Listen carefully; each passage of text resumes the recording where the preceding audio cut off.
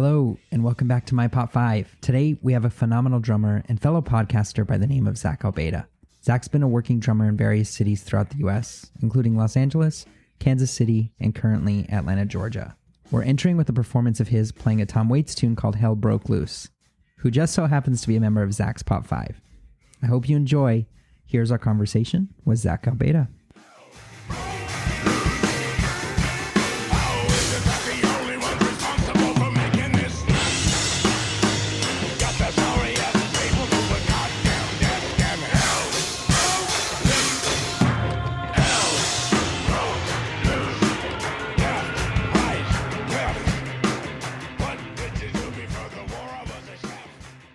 Hello, everyone. We are here with Zack Albetta. He is an incredible drummer, musician, fellow podcaster, lives in the Atlanta area. I'm so excited to have him here. Zack, thank you so much for joining us today. Thank you for having me, man. I've been looking forward to this. You know, we like to ask all of our guests before we get started, but can you list what your Pop 5 is with no comment, no context? What's your Pop 5? Yeah, my Pop 5 is Anthony Bourdain, Marc Maron, Tom Waits, The Enneagram, and Kansas City. Let's go. Let's go. Getting into your history here, Zack, I know we have a common thread in having lived and grew up in large part in Albuquerque, New Mexico, or in the Albuquerque, New Mexico area. So can you tell me a bit about your background and kind of what life was like growing up in Albuquerque and your experience with Albuquerque? I lived in Albuquerque for 2 years during the 2 years that I went to UNM, but I actually grew up in Santa Fe. Oh, okay. Just down the road a little bit. Mm-hmm. And, my experience growing up there was, I thought, normal at the time. Mm-hmm. Santa Fe especially, and New Mexico in general, is just such a unique place that as I got older and lived in some different places, I realized I grew up on the fucking moon. It's just there's really nowhere like it. I think it sort of fed into or perhaps caused my individualist disposition in some ways. Sure. Yeah, I mean, every time my wife also was born and raised in Santa Fe. Every time we go back there, it's just like getting our batteries recharged. There are many reasons that we wouldn't choose to live there now. Right. But every time we go back there, it's just like, okay, when can we just quit and retire and live here? Because I just want to sit on a porch looking at the mountains in perpetuity. Yeah, I mean, I had a great drum teacher there in Santa Fe named Jeff Sussman, who still lives there, still teaches there. Just a really funky, kind of off the beaten path kind of dude. The friends and neighbors and family friends that I grew up with, I think were ahead of their time in terms of, social issues and just what can be considered normal. Like when I was 6 years old, my mom was friends with a lesbian couple who had adopted kids. It was not a thing to us at all. I was just like, oh, okay, they're together.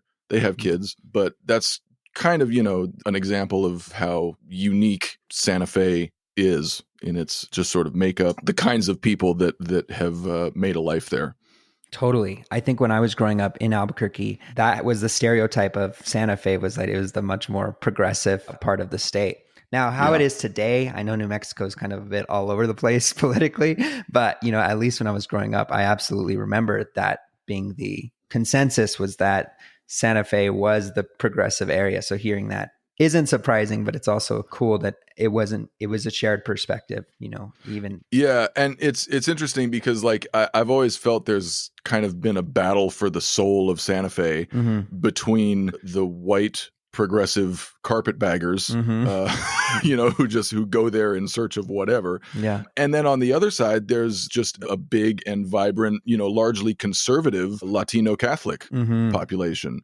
And, there's a lot of overlap there, and there's not necessarily animosity or, any sort of modern segregation in that way, but it's definitely like those are the two sides of the Santa Fe coin, like sort of new age liberalism and very old school Latino conservatism.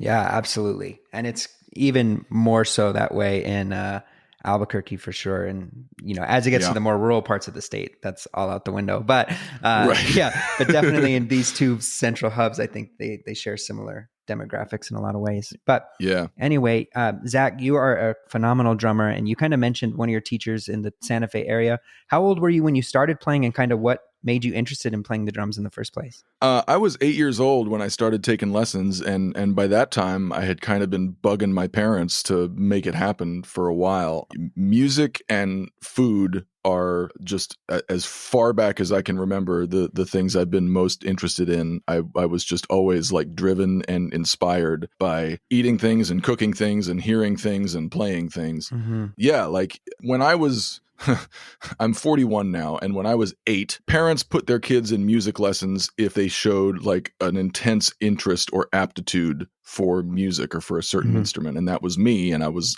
lucky to get put in lessons from an early age. And now that I teach, I realize that it's changed so much. Like, music lessons are no longer a thing that you put a kid into if they really show an interest in it. It's like soccer. Like, most kids take some kind of music lesson now, and that's a good thing. I think every kid should be exposed to music in some way. But from the teaching perspective, it's like, oh, now I have a bunch of students who aren't going to do this for a living and maybe not even do it next month. Right. But but like, I've got to make this half hour work. Are you seeing that across all age groups, or do you think it's mostly like younger kids? Because when I was mostly, go ahead. Yeah, when I was teaching, it was like I'd have between 4 and 10-year-olds. It's just almost like babysitting duty, where they're just bringing them to drop them off to do some activity that's somewhat productive. And that was frustrating for me. But I did find that with like older kids, high school age, like there was generally an interest, because I think it's harder to drag a teenager to a drum lesson if they don't necessarily want to be there. Totally. And I actually recently went into my boss at the place where I teach and said, no more students under 10. Yeah. Just can't do it. You know, there are exceptions. You might get a young kid who's like really focused and really driven and can really work with them and get some stuff done. But for the most part, it's just kind of week to week, no continuity. It's an activity for 30 minutes and that's it. Yeah. And there are teachers, there are educators who excel at that style of teaching and who have more patience for the ways in which younger students can be high maintenance. Totally. But I don't have that patience. So yeah, you're absolutely right. I feel like once kids get into double digits, there's a much better chance of them being, you know, actually well matched with an instrument that they're interested in, sticking with it for a while and making some progress. And I don't really expect any of these kids to go to college for music or do it for a living or whatever. But, you know, just some interest, some progress, I think is much more likely in the double digit years. Absolutely. And so when you started and you were given your first few lessons, were you engaged, or was it, you know, were you given stuff that you're like, oh, this isn't the stuff I want to be playing? Or did you have input in those initial lessons, if you remember? I did not have much input in the beginning. Like, Jeff Sussman was really big on reading. He got me rhythmically literate fast. And I'm really, really grateful for that, because by the time I was, I don't know, in middle school or early high school, like, I was reading some shit. Like, I was into, you know, Portraits in Rhythm by Anthony Cerrone and just all this super esoteric, you know, rhythmic notation. So he really put me through the ringer that way, you know, reading drum set notation, learning different drum set styles. And for a long time, like on my own, especially when I got into my teenage years, I was listening to the music I wanted to listen to. I was playing along with it at home. And that was, you know, Rush, Pantera, all the 90s shit. Like that, it wasn't really made a part of our lessons. And I guess like I could have been more forceful in saying like, hey, I want to, you know, work on this stuff more. Yeah. But for years and years, our lessons were just like a lot of reading, a lot of coordination, a lot of styles, just like the nuts and bolts of drumming. And it's completely opposite from how I teach now. Yeah. Because most of my students now aren't like me, right? I had the patience and the focus and the drive to go through all that stuff with Jeff. But younger students, it's like you got to get them playing a song right away, or they're going to be like, what the hell is this? What are we doing? Yeah. So yeah, it was very academic. Not much emphasis on like, what song are you listening to this week? You know, what fill do you want to learn from that Pantera track or whatever? Right. Yeah, it's interesting because teaching has changed. That was my first experience with lessons, and I stopped going, you know, I think for that same reason. I ended up learning a lot through the general public education system, right? Whether it was concert bands and orchestras and marching band and things like that, and then into jazz band in high school and things like that. Right. And I did all that stuff too. But as far as my private lessons were concerned, we were just on this track of like, you know, reading, writing, and arithmetic. Yeah, totally. No, it makes complete sense. And I think it's also why you're able to be, the player that you are. I think for me, it was a similar experience. Like you talked about reading. A lot of the reasons I've been able to gig as much as I have is because I can read. Yep. And there are the guys who can shred and gospel chops and do all this stuff that maybe I don't have the technical facility to do, but they can't read a chart, and it allows me to get the gig instead, Right. And I've gotten tons of gigs because of my ability to read, but it's become a double-edged sword for me, and like I'm starting to like get over it and change it. But for a while, like I spent so much time reading, I spent so much time in college, just reading my ass off, and lots of gigs require reading. But if I found myself in a gig that did not rely on reading, and was more the band leader just saying like, oh, well, it's this kind of thing and you'll feel it and whatever, like I would get frustrated because I would just be like, don't you just have a goddamn chart for me? Like you know, why are you making me guess? In recent years, I've sort of worked on my patience and my ability to just like exercise that muscle instead of being pissed off that I don't have anything to read. So for the audience, I want to kind of share some background. I met Zack when I was in college in music school, and Zack was actually a featured guest. He was living in LA at the time. He came through and did a clinic for the other drummers at my college. And Zack said something that, really stuck with me. When you're in college and you're in music school, you have people that come in and out and do clinics and lessons all the time. And some of them kind of all share the same sentiment. Hey, you need to be practicing. This is what you need to be practicing. Have a good day. It can kind of get redundant, like they have a wealth of knowledge and they're absolutely masters in their field. But Zack was kind of a little bit different. And he came in and he said something along the lines of, yeah, absolutely. Practice your ass off. Go and practice. But don't let practice being the only thing that you do. This is for all working musicians or people who want to aspire to be a working musician. What Zack said, and it has stuck with me to this day, is when people are hiring you, it's because not only are you a good musician and good facilitator of your instrument, but you're also a good hang and you're also a good person. And the things that allow you to be a good hang and a good person are things like falling in love, getting your heart broken, eating good food, going out and going to a party, hanging out with your friends. Like that's the stuff where you're going to develop those life skills, because they're not going to want the guy who just sits in his basement 10 hours a day shedding, who can't have a conversation. And so that is an inspiration for how I've carried myself as a musician, as well as allowed me to not feel bad for having interests outside of drums. It's what inspired even doing a podcast like this about all the other things I love in pop culture and finding out what else other people love that's not music and drums. And so I'm super thankful for Zack for that. But Zack, do you remember that? Is that still a tenet that you carry in terms of how you've carried yourself as a musician? We'll get back to the show in just a moment. We're pausing for a brief moment because we want to talk about some ways you can help support the show. The truth is, you're already supporting just by listening. But in season 2, one of our biggest goals is connecting with you. So if you're interested in helping us out, here are some ways you can support. Number 1, rate and review on Spotify or Apple Podcasts. Number 2, follow us on Instagram at MyPop5. And number 3, share your favorite episode or the show with a friend and tag us when you do. Art is at the center of what we do here, and I mentioned we want to connect with you. So if you share the show with a friend and let us know, we're going to pick someone every week and buy you that vinyl, book, or movie that's been sitting on your wish list. Anyway, thank you so much for listening, and we'll get back to the show. I do remember that, and I absolutely still carry it. Sometimes I use it as an excuse not to practice. Yeah. Yeah, I mean, I'm a firm believer that I want to make music with good, interesting people. Mm-hmm. All of my favorite musicians, have absolutely put in the time to master their instruments. They're also super smart, super funny, just great to hang out with. Whether you're on tour or just in the studio, just part of a scene in a city, you're going to spend a lot of time playing music, but you're going to spend even more time not playing music in these people's presence. Mm-hmm. I got jazz degrees. I think particularly in the jazz world, there's a tendency, and maybe in the classical world too, although I'm not really part of that world. College academia has bred a type of musician that has completely mastered their instrument and is completely socially inept. Mm-hmm. Yeah. And whether you're meeting someone for the first time, in terms of like getting hired for a gig, whether you're meeting someone for the first time or it's somebody that you've known for a long time, like music is built on relationships, and it's hard to create relationships with people who have no social skills, or if you have no social skills. Nothing drives me crazier than playing a gig with somebody and then being on a set break, and then all they want to talk about during the set break is fucking music. Yeah. It's like, do you care about anything else? Did you do anything else today?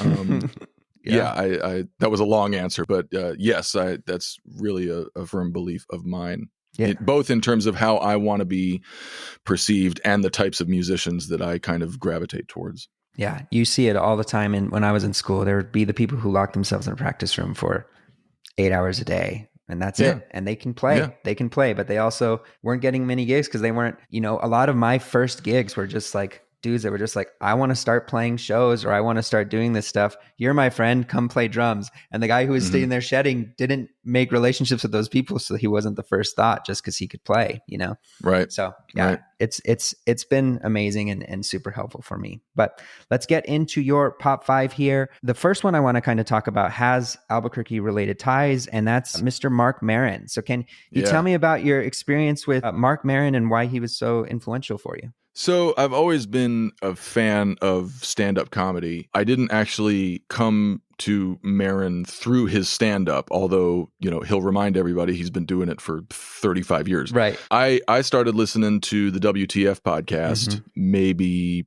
8 years ago. When I still lived in LA. First of all, I just find him hilarious. Like his style of humor, whether it's as part of his stand-up comedy or just off the cuff, is dark and irreverent and acerbic. Like I've just always loved that. But beyond that, his ability to just sort of talk to anyone and have an intelligent conversation with so many different types of people just really struck me. I was like, man, this guy's frame of reference for music and film and comedy and art, and like it's just so wide. It is broad and deep. So I was just kind of attracted to his intellectual mind, the lenses through which he sees things, or the platform on which he's able to have a conversation. Most of the people he talks to are interesting. And even if they're not interesting, he has an ability to make that conversation interesting. I was also just sort of compelled by the fact that he's kind of working through his shit in real time and just sharing it with everybody. And I'm not that person. Like I'm not going to put my shit out there the way he does. But the way he is so public about his flaws or his insecurities or his fears or, whatever it is he's going through really struck a chord with me, especially at that time in my life, because I was in LA, I was playing, I was making a living, I was doing fine. LA is just a breeding ground for insecurity and envy and just all of this sort of toxic shit. Like if you're prone to it, LA will bring it out. Listening to him during that time, well, not just reassured me, but made me realize some of my issues. It made me realize some of those tendencies. Hearing him just sort of like riff extemporaneously about the state of the world or the state of his brain kind of simultaneously allowed me to forget about my shit for a second, but also work on my shit, if that makes sense. Yeah. And do you think it's because he was able to verbalize something that you hadn't been able to name? Like, for example, yes. Okay.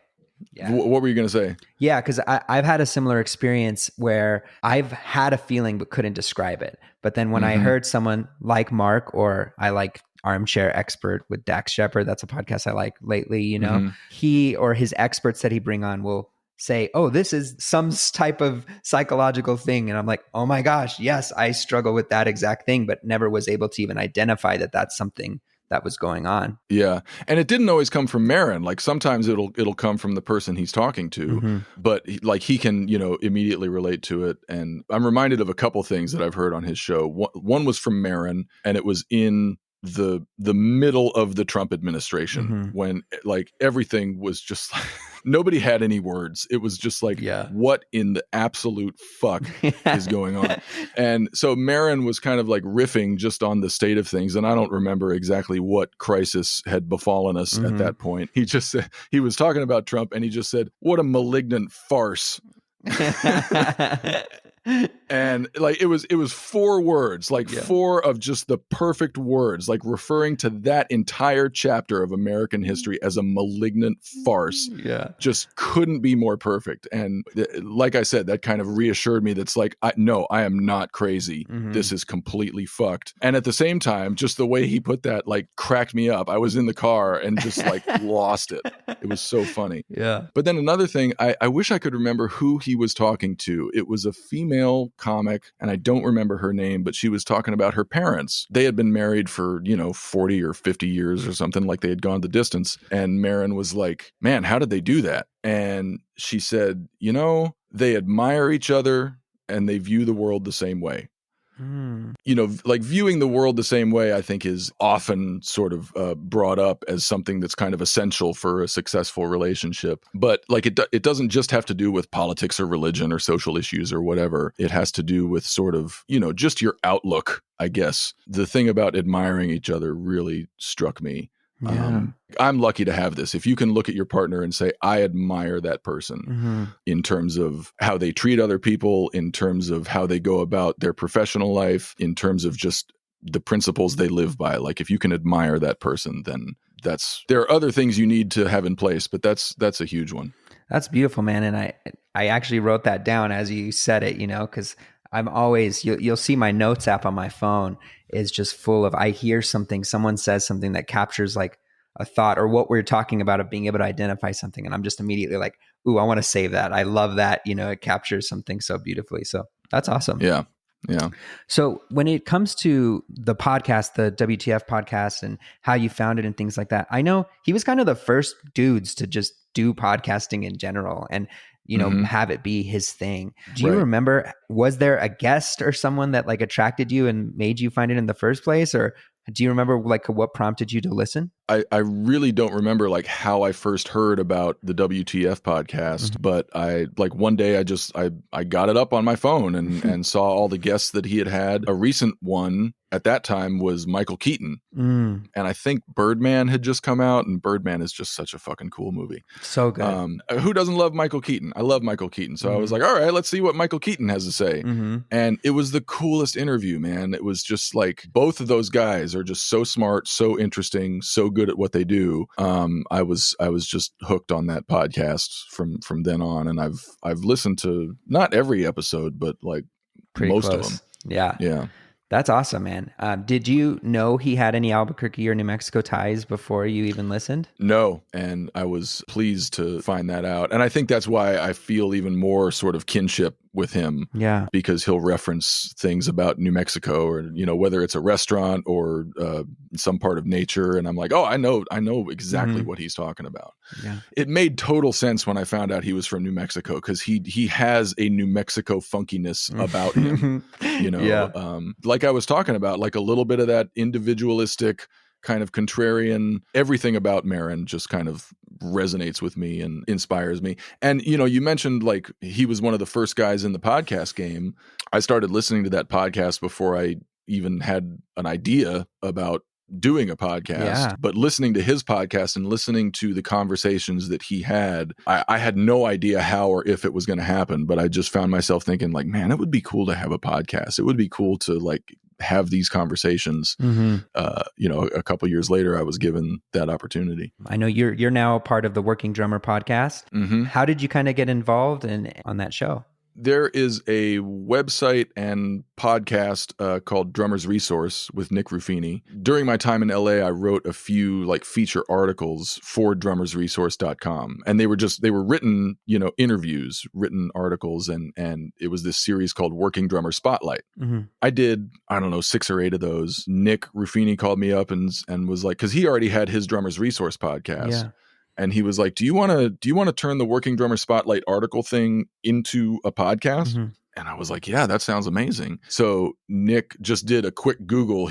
I think he just Googled like Working Drummer podcast, and lo and behold, it already existed. Yeah. Matt Krause had started Working Drummer podcast in Nashville about a year prior to that, or maybe 6 months. Mm-hmm. So it was like, okay, well, we can't create a second Working Drummer podcast, Mm-hmm. but Nick just contacted Matt and was like, are you interested in taking on a partner? Matt was open to it, kind of to our shock, and you know, to Matt's great credit. So Nick just kind of played matchmaker with me and Matt since, I don't know, late, what was it, 2015. Matt and I have been tag teaming that Working Drummer podcast. Yeah, it's an incredible show. Do you mind giving the audience a brief explanation of kind of what you guys talk about? Yeah, we do one interview a week. It's just a long form interview like this or like WTF. We have been lucky to interview some big name drummers, you know, kind of household names.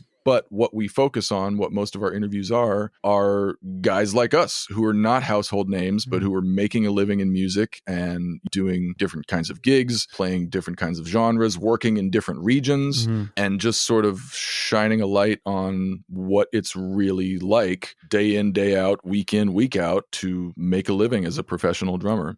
I think throughout the history of drum journalism, whether you're talking about, you know, Modern Drummer back in the day or modern podcasts, you know, there's a lot of conversation about gear. There's a lot of conversation about chops and independence and styles and the drumminess of it all. And there's a lot of conversation with the big name dudes who are doing the arena tours and the master sessions and, you know, who are just the king of the mountain. Yeah.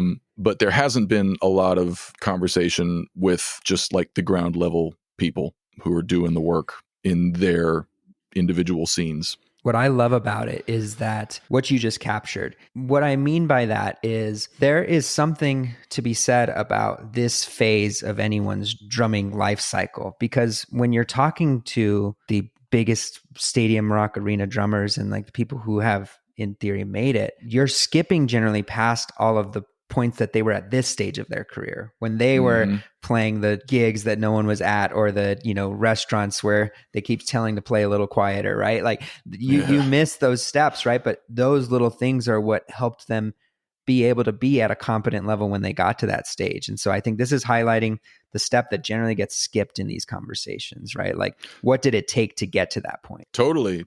And, you know, a lot of drummers, a lot of musicians never get to that arena tour. You know, Right. like we all, you know, ideally sort of progress and advance in our careers. You know, it's like playing football. Like most players don't make it to the NFL. That doesn't mean they're not great players. But yeah, like a lot of musicians just spend their entire lives sort of at a certain level. It reminds me of another thing I heard on the WTF podcast when Maron was interviewing an old comic, like a lesser known guy. Again, I don't remember the guy's name. I'm terrible. You know, he was kind of like just recounting his career and all the fellow comics that he's become friends with along the way. And the guy was saying, you know, towards the end of my career here, I've realized that there's nothing that I value more than the respect of my peers. And immediately Maron was like, well, sure, it might be all you get. Yeah. You know, and I totally related to that. Like, you know, you might never get that arena tour. You might never play on the hit record, but that doesn't mean that there isn't, you know, great meaning and value and fulfillment in the types of careers that so many musicians are having.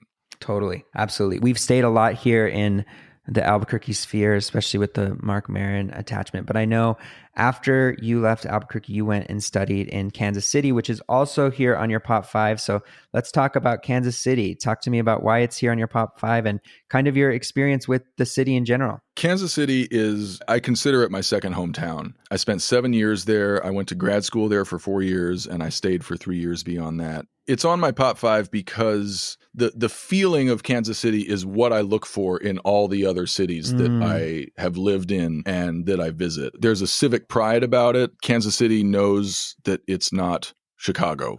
It doesn't bullshit itself into thinking that it's like a world destination. Yeah. People who live in Kansas City love it. I had never really lived in a city like that before, or maybe I just wasn't aware of it. Like people who live in Santa Fe love Santa Fe.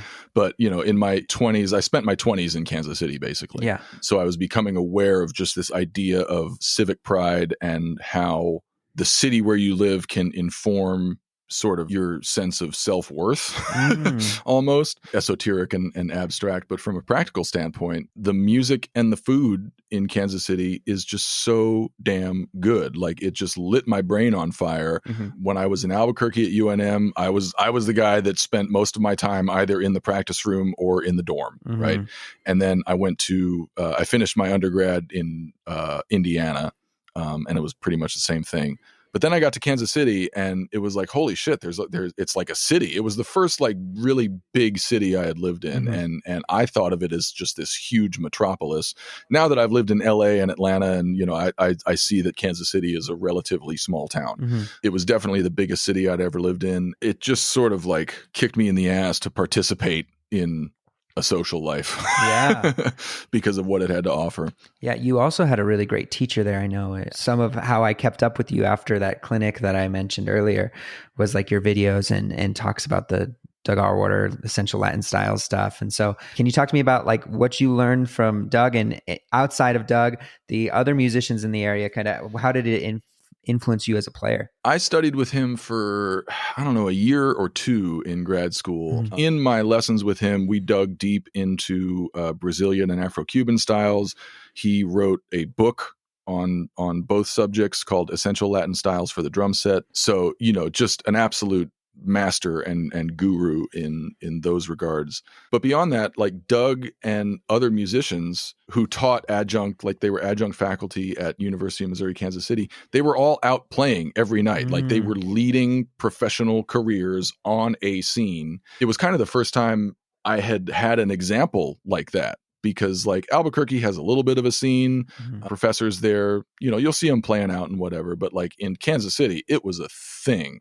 Every night, multiple clubs, like everybody out playing. So, you know, you'd see these guys at school during the day, and then you'd see them at the club at night. And it was just sort of this example of like, here's how you do it. Our lessons at school, all those rehearsals, all that practicing, here's why we do all that. You know, it was an example musically to aspire to, because, you know, all of those players in Kansas City, all the singers, you know, it's a jazz town. There's such a strong jazz tradition there. But also professionally, you see how these people sort of conduct their careers and do business. And, you know, that's a whole other skill that a lot of music schools don't teach. Right. And it has partly to do with interpersonal skills, but it's also about like managing your schedule, managing your money, talking with club owners, you know, sticking up for yourself when somebody's trying to screw you, apologizing when you double book yourself, you know, just kind of all those hard lessons learned. The other really great mentor that I had there was Bobby Watson, who ran the jazz department. I think he's kind of semi-retired now, but you know, alto sax player. He was the alto sax player and musical director for Art Blakey and the Jazz Messengers, and then went on to lead his own bands. What he had to offer as an educator, Doug was kind of like the hands and feet of it, but Bobby was sort of the spirit of it, and just a really inspirational, authentic, brilliant musician. Bobby kind of instilled in me and the other musicians he worked with, like, you have to strike this balance between creativity, pushing the envelope of whatever your instrument is or whatever your discipline is, but also accessibility and approachability. Both his playing and his composition has always struck that balance so beautifully. A pianist that he plays with a lot named Edward Simon referred to it as this combination of simplicity and depth. I remember I was in an improv class with Bobby. There are two things I remember about that improv class. One was, I don't remember exactly what we were talking about, but Bobby said, you know, anybody can play something nobody understands. It, you know, and that's all he said. Right? Yeah. But I took that to mean, like, you know, it's easy to play something weird. It's easy to play something esoteric. It's hard to play something that is both sophisticated but relatable to someone who does not play your instrument in this class. Yeah. Right. Like if you can go out and communicate, and it might've been the same class, but like to that end, he put on a Lester Young recording. So like Lester Young's solo came up and Bobby acted it out. Like he didn't even have his instrument in his hands. Like he was using like gestures and facial expressions, and like he did this like dance to the Lester Young solo, just sort of like illustrating what he thought the emotional content of that solo was. Like I'll never forget it. It fucking blew my mind. Bobby was so in touch with music that he could communicate the emotional content of music without an instrument. Yeah. That really stuck with me. So I really try and start with like, what is the emotional content of this music? Something I'm working on is to like be more expressive about that, because my default, I think, is to just be sort of neutral. There was a great guitarist in LA named Bruce Foreman that said, if you're having fun, inform your face. Yeah. So that, I mean, that's what is part of making music relatable. Like if you're stone-faced and aloof and kind of dark or whatever, that's not energy that somebody is going to be drawn to, no matter what you're playing. Yeah. You know, if the emotional content of your music sort of comes through visually and sort of spiritually, and just in terms of everything you're putting out, not just what's coming out of your instrument, that makes any music just more relatable. Yeah, man, that's all incredible takeaways. So Right? yeah, I'm sorry, that was down like a rabbit hole. We were talking about Kansas City. No, I think it's good in the sense that like almost everyone I've seen that comes out of that area, kind of I've had those same feelings about. I'm not sure if you're familiar with them, and if you have anything to say about them, I could cut this if necessary. But there is another drummer in that area, Ryan Lee. Are you familiar with him? Oh yeah, I've interviewed him. He's a phenomenal, man. He's like, he's just, every time I see, and he can play bass and keys like almost as good as he can play drums. Sing. Yeah, it's just like, he's a cat, man. Everyone I've seen that comes out of that Kansas City area, you know, I've seen some other bass players and stuff where it's just like, what are they doing over there? You know, how is it different? But it sounds like you're saying it's just, that's the culture, that's the scene, and how people are in there. It's just ingrained in them, like to gravitate towards that level of musicality. Yeah. And you know, live music and jazz especially is just part of that city's bloodstream. It always has been since Prohibition. You know, New Orleans is the cradle and the birthplace of jazz. Kansas City was like basically the second place that it went. Yeah. So there's just such a deep and long tradition there. Like I went to jam sessions in the room where Charlie Parker met Dizzy Gillespie. And it's interesting because for a long time, I think when I first got there in 2010, the Kansas City jazz scene was dominated by like pretty straight ahead jazz, like bebop, you know, singers, and it was all great. There was definitely some Latin music. I started at University of Missouri, Kansas City not long after Bobby Watson took over the program there.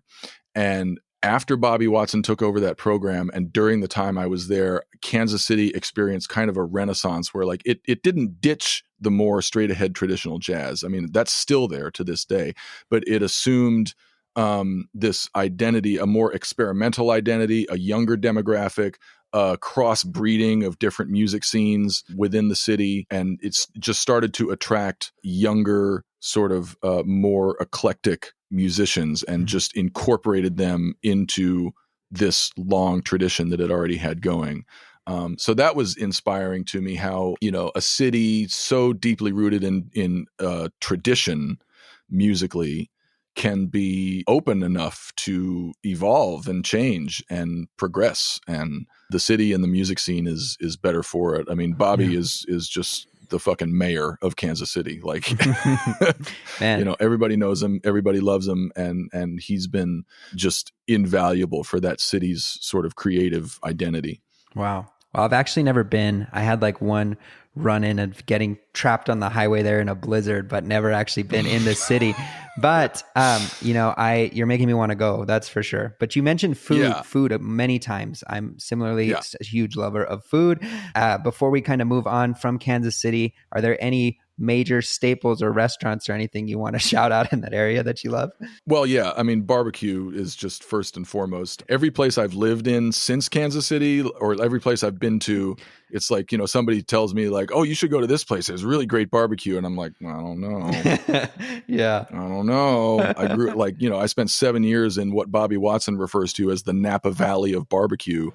So my bar is pretty high. But anyway, our favorite barbecue in Kansas City is Joe's Kansas City. A close second is Arthur Bryant's. There are many barbecue joints in Kansas City, and it's hard to go wrong, but those are our favorites. And on the other end of the spectrum, one of the finest restaurants I've ever been to in my life is a place called Corvino. And it's owned and operated by friends of ours who we met kind of through the music scene. Michael Corvino is the chef. Christina Corvino is his wife. She is the manager and the sommelier.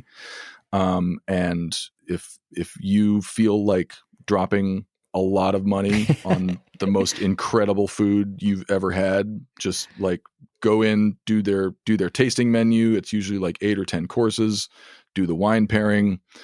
It's lights out. It's absolutely bonkers. Dang. Okay, man. Well, and that speaks to Kansas City. Like, there's the traditional barbecue, there's just the down home, right? But on the other end of the spectrum, just this ultra fine dining sort of like really, like I said, pushing the envelope of some shit. Yeah. Just right there in the same scene. Well, since we're here and we're talking about food, we got to transition to your man, Anthony Bourdain. Kind of talk to me about him. You mentioned food a bit, so I'm sure that's the correlation here, but let's talk about him and why you love him. So I started watching No Reservations, like everybody else. And soon after that, I read Kitchen Confidential. With Bourdain and Marc Maron and Tom Waits, there's sort of this dark poet vibe about all of them that I'm compelled towards. The way Bourdain talked about food, I mean, it's on a couple levels for me. He uses the phrase "a simple good thing" a lot. It opened my eyes to the fact that like food doesn't have to be fancy. Food doesn't have to be complicated. Food doesn't have to be expensive. He showed us so many examples of just the most humble people doing the most humble things with the most humble ingredients, but put it in the context of a story. Yeah. Right. And that's how I've viewed food ever since. Like this, whatever food he happens to be eating at the time, it's not just about the food. It's about the story of that family, or the story of the country that it came from, or the story of the people that he's with at the time, or the people that brought him there, or a memory that he had. Like, he talked about memories of his father during an episode he did in France. Now whenever I cook food or whenever I eat food, I'm just inevitably sort of reminded about like, what is the story of this food? How am I participating in a story through this food? Yeah. There was that. And also the way he talked about the food industry, especially in Kitchen Confidential. I couldn't help but notice how many parallels there are between the food industry and the music industry. Yeah. And I've worked in a couple of kitchens. I've never worked on a serious line in a serious restaurant, but like I've done some cooking in some kitchens. The way he talks about the personalities and the types of people that are attracted to this kind of work, I was like, this sounds like the music industry. He was like, this is a people, a group of people with a very specific set of skills. No skills outside that, propensity towards addiction, depression, self-destructive behavior. We work while others play. He described every kitchen as just this brigade of like derelict pirates who can't function in normal society. And I was like, this is music. This is musicians. This is what he's talking about. Yeah. So I've always felt like in so many ways. What now? It's thankless in so many ways. Oh, yeah. Like he talks about the mentality of like in the kitchen, it's like us versus them, and the them is not the wait staff. It's not the front of the house. It's the fucking customers. Yeah. And how many bar gigs have we played where it's like us versus them? Like we have just got to get through this gig and give these fucking people what they want, hopefully. And, just get out of here. Just come, like live to fight another day. Man, now that's not the best mentality to have, like when you're trying to make people happy, right? Whether you're cooking for them or playing music for them. But I think that inevitably happens in certain environments. Yeah, man, I was playing a jazz trio gig, and you're always trying to make everyone happy. But there's literally like these 3 dudes who just were watching us the whole night, drunk as hell, vibing. But then after every song, they're like, play some Slayer. I'm like, bro, we are a jazz trio. Like, we're not playing no dang Slayer, like, oh my God. Like, so there's nights like that where you're just like, and I have another 3 hours. Here we go. Yep. Oh, One of my favorite stories about that is in Atlanta a few years ago. I was playing a gig with a group called the Martans. They play, kind of New Orleans R&B, the Meters, Professor Longhair, all that kind of shit. So we played a set. We played an entire set of that stuff. Mm-hmm. And at towards the end of the set, some lady, she came up and said, "Hey, could you guys play something by Journey?" And like without missing a beat, Matt, the band leader, just looked her right in the eye and was like, "What have you heard in the last hour that makes you think we're about to play Journey?" And I felt like standing up and applauding. Like it was, it was just so dry. Like he was a dick, but not too much of a dick. Yeah. It was just perfect. But yeah, so going back to Bourdain, like the way he thinks about food, the way he talked about food, part of a larger story, that kitchen culture food. Like every time I go into a restaurant now, I think of like just Bourdain's recounts of everything that's going on in the kitchen. It's dark. Some of it, diners don't want to hear about, but to me, it's just like poetic and beautiful and cool. Yeah, you've said it. And I think the one thing that separates Bourdain from any of the other food personalities, if you will, is just his love for exploring culture, right? I think people have stolen from that since then, right? And trying to do the same shtick. But his shows were about going to these other countries and respecting what they did regarding food. He said, "This is one of the worst meals I've ever had because it was a maggot or something like that." But respecting those cultures and kind of how it got to that aspect, And right. You've kind of talked about that's been your love of it and how you view food. I think what's interesting is everywhere you've lived, right? Both with New Mexico has its very specific food culture that's kind of, you can't describe it any other way. The way you were talking about Kansas City barbecue, it sounds like there's no comparison. I think LA has its very own specific, whether it's the street tacos or the various different LA aspects of food, like for sure. Everywhere you've lived is very interesting from a food perspective as well. So yeah. And Atlanta is no exception. Like coming to the South and getting hip to just like the Southern tradition, which is older than the LA tradition, certainly. Yeah.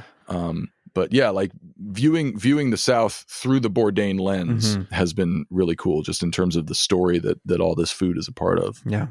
Well, hey, let's go ahead and move on. I know we have a couple more things to get through, but I want to get you out of here. But let's talk about Tom Waits. You mentioned him having kind of a similar mentality, dark, poetic. Let's talk about Tom Waits and kind of your intro to him and why he was so influential for you. I was first introduced to Tom Waits when I was a kid because my dad listened to Tom Waits. Like he loved it. Still loves it. And it's still kind of, one of the things that my dad and my brother and I can kind of like bond over.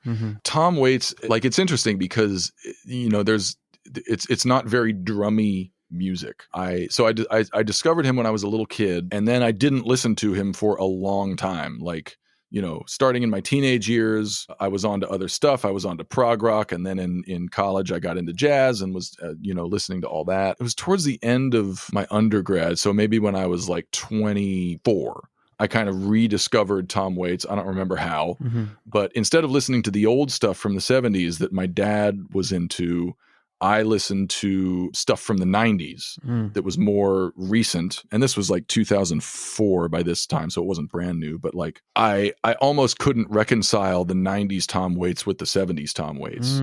Just so like from the 90s, I went back, right? Like I worked my way back to the 70s and then worked my way forward to what he had done most recently. There's such an authenticity about Waits. It made me realize, like, first of all, this is the kind of artist that I want to play with. Like I said, it's not drummy music, especially starting in the 80s.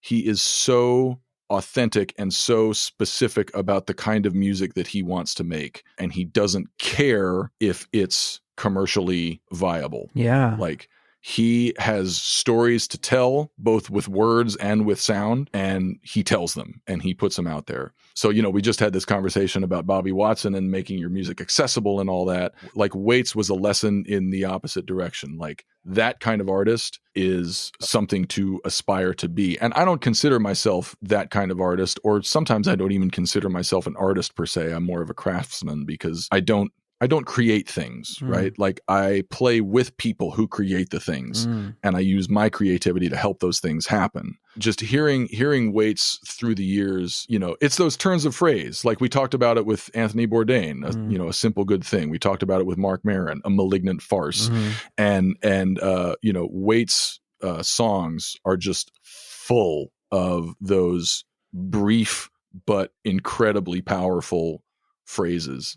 I was attracted to the prose of his music. I was attracted to the weirdness of it, the authenticity of it, just sort of his personality, the very offbeat, slightly dark, again, completely authentic. Like, this is who I am. It was also a testament to like it's kind of a bank shot, but every time I think about Waits, I think about your spouse or your partner, because in the 70s, Waits had this persona. He was like a lounge crooner, right? Sometimes he was actually, you know, wasted drunk, but most of the time he just kind of acted that way, whether he was or not. And he just kind of created this character of Frank Sinatra's drunk bastard son or something.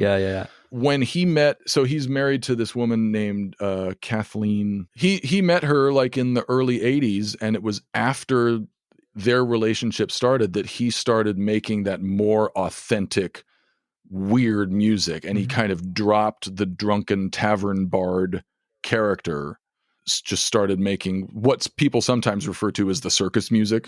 Because some of his music has that weird, like, oompa circus band in hell type vibe. But his relationship with her, like she brought that authenticity out of him, right? I think I'm projecting on them a bit, but what I like to think is that gave him license. She gave him permission and encouraged him to like go after that music, right? This drunken guy isn't who you really are. Like, it served you as a persona, but like there's more creativity, there's more substance, there's more authenticity in you. Go after that. Like I love you for that. Let's do that. You know, my wife has been encouraging to me in that way. Just the way that his partner enabled him to like really fully realize himself and his creativity and his expression. Yeah, that's awesome that hear all of that. You know, I haven't dug in as deep into his music as you have, and kind of hearing that, it's like awesome, makes me want to go back and listen more. My intro to his music, like one practice that I've had that, you know, a lot of musicians have kind of either shared or I've learned just in the field, is like when you like something, your influences have influences. And so then go like dig into those things, you know? Now, me, I've been in a similar place specifically, like since I left college, but even in like my high school years, like I had moments being into real drummy music, but mostly I gravitate towards melody and like singer-songwriter stuff in general. And so for me, like I had a big obsession with Norah Jones for a while, you know, then I know she had a working relationship with him, you know, and he wrote Long Way Home, like in collaboration for her, you know? And so that was my introduction to that music. But one of my biggest takeaways, in addition to like the career arc and like the narrative arc that you've kind of seen and what he's saying, is just the production. You know, even back in the 70s, like the production on these records, like it's such minimal instrumentation, but it feels so full and like can stand with a country record of today with just some of the sounds, you know, like the outlaw type of country, not, you know, pop rock country, but it's just, it's beautiful. And I love also now what you're talking about when you were talking about the 90s version and going back and listening to the 70s, like his voice has also changed so drastically as he's gotten older, you know, that it's almost sounds like two different artists, but like that the lyric content is really just what's beautiful, in melodies, like I mentioned, where I just want to sit in some of this and feel it, you know? Yep. You made me think of two things. One is the fact that he's written songs that other people have had huge hits with. So like a lot of his songs are bizarre and dark and, you know, not the right vehicle for a pop artist to, you know, do a thing with. But like he wrote that Norah Jones song you talked about. He wrote Downtown Train that Rod Stewart had a hit with. He wrote Jersey Girl that I think Springsteen had a hit with. In addition to the weirdness about him and just the esoteric, you know, whatever, like the dude can write a fucking song. You know, he can write a country song, he can write a ballad, he can write a rock song. On a lot of his songs, what's weird is his voice or the instrumentation or the production.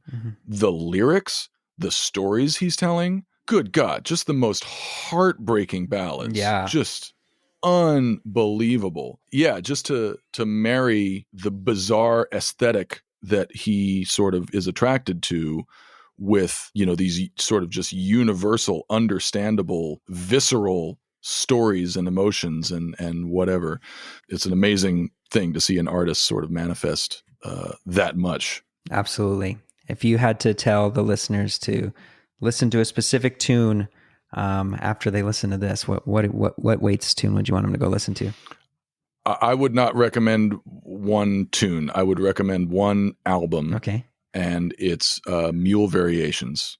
Perfect. Which is from the 90s. So like right now, like that record is kind of the midpoint of his career. And it's the one that I re-entered Tom Waits with. Okay. There's definitely some weird on that record. And there's definitely some accessible ballad, more down-to-earth storytelling on that record. But the whole concept of the record is about the idea of home. What is home? Where is home? Who is home? Every song on that record is just sort of a variation on the theme of like the origin story or where your home is. Well, heck yeah. Well, let's get on here to your last one here, and that's the Enneagram. Tell me a bit about kind of how you're introduced, what you find so fascinating about it, and yeah.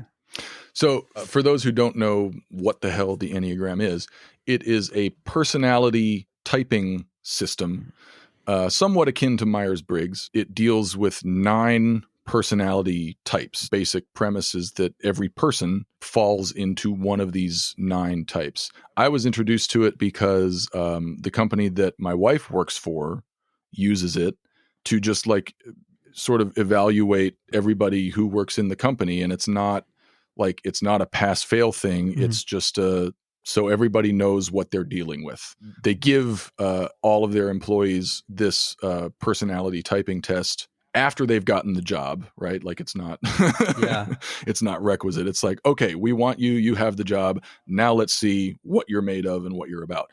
Based, I believe, in ancient Sufism or Sufism, you take this test, it's a series of questions. A short version of the test is like 30 some odd questions, and a long version of the test is over 100 questions. And they're all A, B, right? It's like, are you this or are you that? It'll determine what type you are. So the 9 types are type 1. I have it up on my computer here so I don't screw this up. Type 1 is the reformer, the rational, idealistic type, principled, purposeful, self-controlled, and perfectionistic. Type 2, which I am, is the helper, the caring, interpersonal type, demonstrative, generous, people-pleasing, and possessive. I'm going to jump to type 7 because that's what my wife is. That's the enthusiast, the busy, fun-loving type. That was my dog. Sorry, did you? Yeah, you're good. The busy, fun-loving type, spontaneous, versatile, distractible, and scattered. What type is your dog, man? We all got to know now. Oh, man. Gee, I don't know who my dog would. Let me see. I think he might be a 2 as well. Yeah. Like learning what type I am in the Enneagram gave me a lot of insight into what my machine runs on, what I'm afraid of, what I most desire. Like a cool thing about the Enneagram is for each type, it identifies a primary desire and a primary fear. And so for type 2, the helper, the primary desire is love. We want to participate in the transaction of loving and being loved for who we are. That's our most basic desire. Our most basic fear is irrelevance. Like if we're not seen, if we're not taken into account, bad news. So when my wife and I first did this, like she had already done it and she knows way more about it than I do. But before I took the test, she suspected that I was a type 4, which is the individualist. Many artists, many creative people are type 4. They are, they tend to be sort of selfish and self-absorbed, and that can be a good thing or a bad thing. That can take the form of, exercising self-care and fully realizing your desires and goals and whatever. But that can also just be bad news. Yeah. Yeah, like because I'm in a creative field and because I have those sort of individualist, self-absorbed tendencies, she suspected that I was a 4. As it turns out, I am a 2. And like I said, two is the helper. That sounds sort of like selfless and altruistic, but it's not. It's transactional. Mm-hmm. 2s want to be the MVP. We want to help so that we are valued. We don't help, we don't give just for its own sake. Right. It's We selfish give, in some aspects as well. yes, Mm-hmm. yes. We give so that contribution will give us value in someone else's eyes, and that value contributes to our self-worth. Mm. It made me realize that, like, first of all, I used to think that, as a performer, my machine ran on applause, Mm-hmm. right? Like, we perform, we get adoration, that's the transaction. Mm-hmm. But what this made me realize is that, while applause is great, a big crowd of people just like standing up and cheering for you is awesome. What I value even more is if after a show, one person comes up to me and says, "Man, you fucking sounded great. I loved watching you play." Mm-hmm. That's personal, right? Yeah. Like a big crowd just standing up and cheering, that's kind of out of obligation. But if somebody goes out of their way, if someone has seen value in me enough to come up to me Mm-hmm. and tell me about that value and what I did for them, Yeah. then that contributes to my self-worth. And that, like, the fact that that person saw me and told me about it, Mm-hmm. does more for me than the bigger, more anonymous sort of round of applause. It also helped me in just my relationship, me and my wife just understanding each other better. Yeah. As a 2, she knows that she has to sort of constantly, maybe too much, say out loud and make it known what I did that she appreciates. Sure. Yeah. Right? She's a 7. She's the adventurer. She's the enthusiast. Mm-hmm. The 7 is all about what's next. Yeah, let's do it. What's next? Mm-hmm. Yeah, let's do it. The primary desire for the enthusiast is variety. Mm-hmm. The primary fear for the enthusiast is boredom. Mm-hmm. So, like, that's helped me calibrate, like what she needs in a given moment or on a given day. Yeah. And if I have something planned out, whether it's what I'm going to cook that day or when we're going to take the dog to the park, if Christina takes a left turn, then it's like, okay, she needs something else. Uh-huh. Let's do it. Yeah. That's awesome. So I think it's like a lot about, you see it a lot in relationship psychology, like discussing what your love languages are, or right, these various personality types, because the way you approach something, you only generally are going through your own lens, and you could not be communicating the same language. So this is awesome. It makes me think, like, whether it's like an employee relationship, like you mentioned at your wife's work, or interpersonal relationships, just how valuable it is to know how these other people think. And the other types are super interesting. And like, the Enneagram doesn't put one type above any other.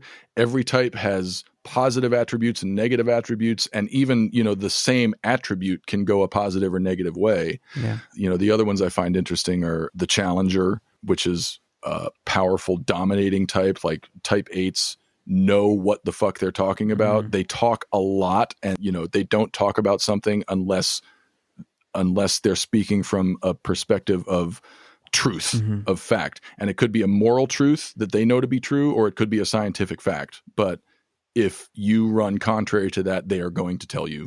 I find 5 very interesting. It's the investigator, and 5s are like a cerebral sort of research-driven type. 5s do deep dives into very specific things. They'll get obsessed with something and just learn everything about it. Type 3 is the achiever. They're like, achievers are very image conscious, not in the sense of vanity, but in the sense of achievement.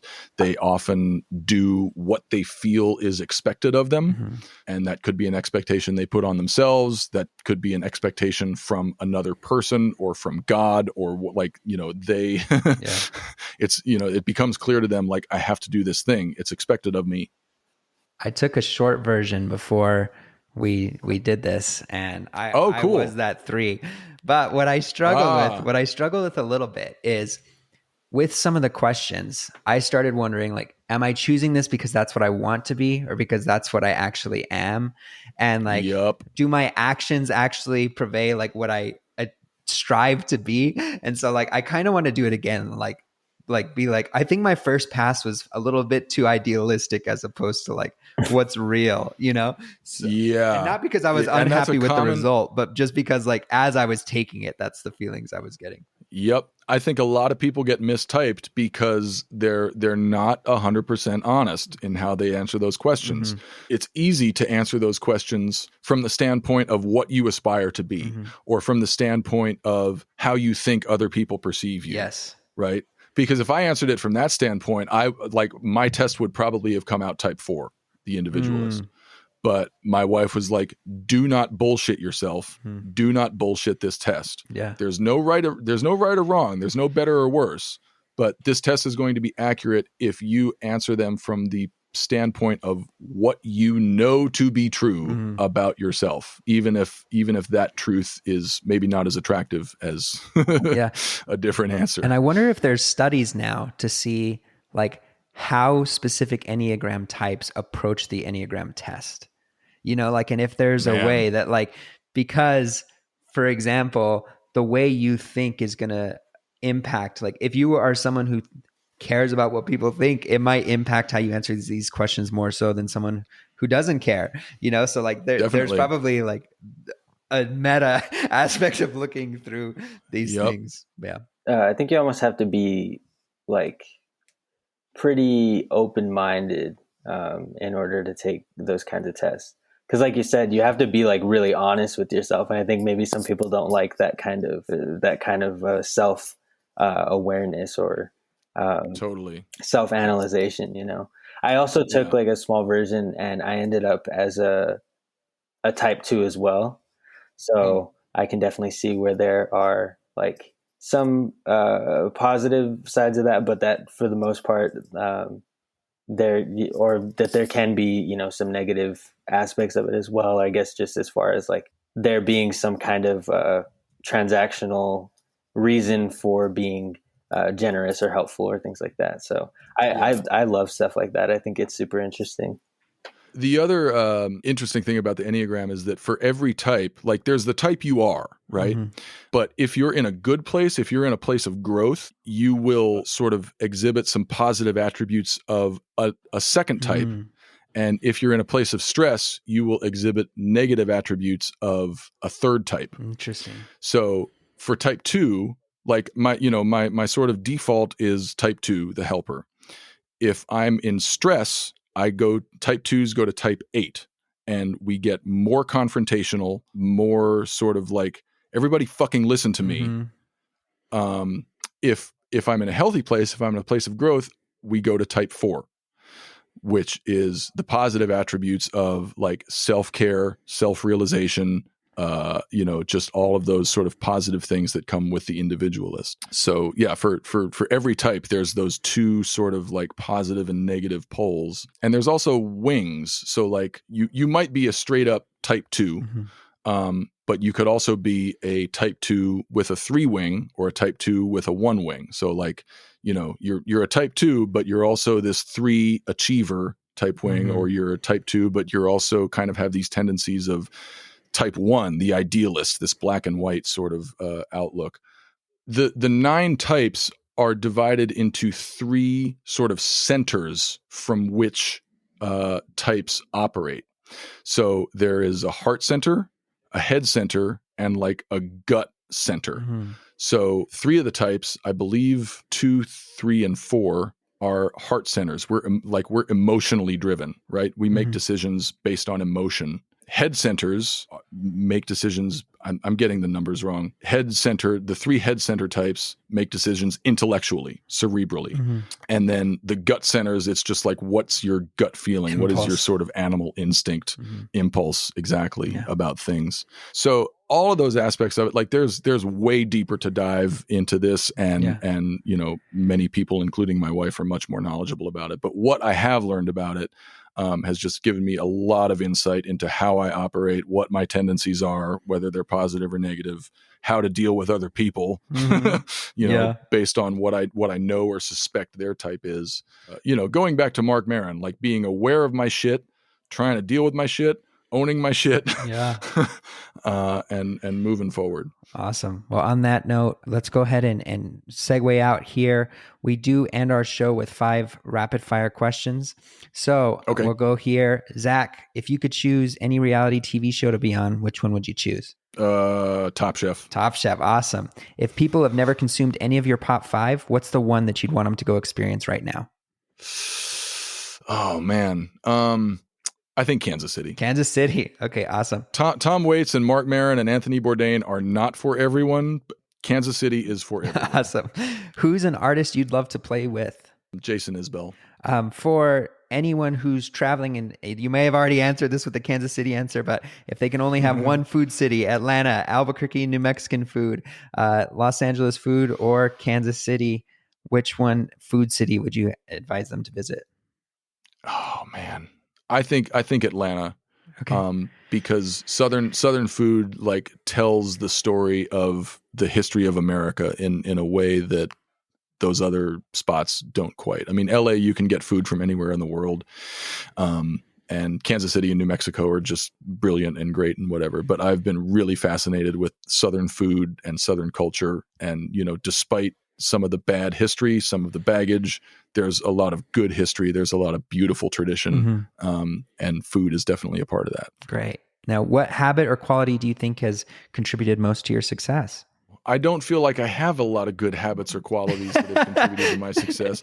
I mean, I've never been a voracious practicer. I've never been a super disciplined, organized person. I've usually been a confident person. That kind of got knocked down a little bit when I was in LA. But I think my ability to like just get on stage with anyone, at least have some inkling of like, yeah, I can do this. Yeah. There have been few instances where I felt in over my head and was like, I'm not up to this, for better or for worse. I think a healthy ego and a good sense of confidence has served me over the years. I think it goes back to what we started with, right? Being a human, right? Having those all those aspects be part of it, not just the playing. That's kind of been my takeaway from everything we've talked about today. Yeah. Agreed. Last one here. Who's someone else that you think we should have on the show? I'll say my friend Ty Bailey. Ty Bailey. Okay. Who is a dear friend of mine from LA. We met in LA. He now lives in Nashville. He's a brilliant keyboardist, B3 organ player. We've played a lot together, and he's a barrel of laughs, man. Let's go. He's a live wire. Amazing. Well, thanks, Zack, so much for coming. Where can people follow you? Anything you want to promote? I can be found most often on Instagram. I have a Facebook account, but I'm just not on there. So if you want to follow me on IG at Zack.Albetta, that's ZACK.ALBETTA. I'm the only Zack Albetta on there and in the world, I believe. So I'm pretty easy to find. But I play with Ruby Vell and the Sulphonics. If you're in the Southeast, we're starting to ramp up again. We're doing some shows around the area. We're recording a new record. And you can find me on Working Drummer Podcast every week. Amazing. Well, Zack, it's been such an honor to have you here. It was so awesome to chat with you again. If I'm ever in the South, I definitely want to get some good food with you, man. But yeah, thank you so much for joining. We've really loved our time with you today. I had a thoroughly great time. This is such a cool concept for a podcast, and it I've been looking forward to it because nothing makes me happier than the sound of my own voice, obviously. But just getting to talk about these things that I care so much about, these people that I admire so much, and these things that are such a part of me, has just been really, really fun. Yeah. Well, thanks so much, man. We really appreciate it. Yeah. Have a good day. You too. Likewise, guys. Thanks, Zack. Bye. That'll do it for today's show. Thank you so much for listening. If you're in the Atlanta area, please take the time to go see Zack play. He's such an incredible player and you won't be disappointed. And of course, if you find yourself like me, quite hungry after this episode, let's book that next flight to Kansas City and eat some barbecue. In the meantime, remember to share this episode with your friends and let us know. We're going to pick a new winner this week and get you that next thing that may show up on your Pop 5. We'll see you next time. But until then, what's your pot 5?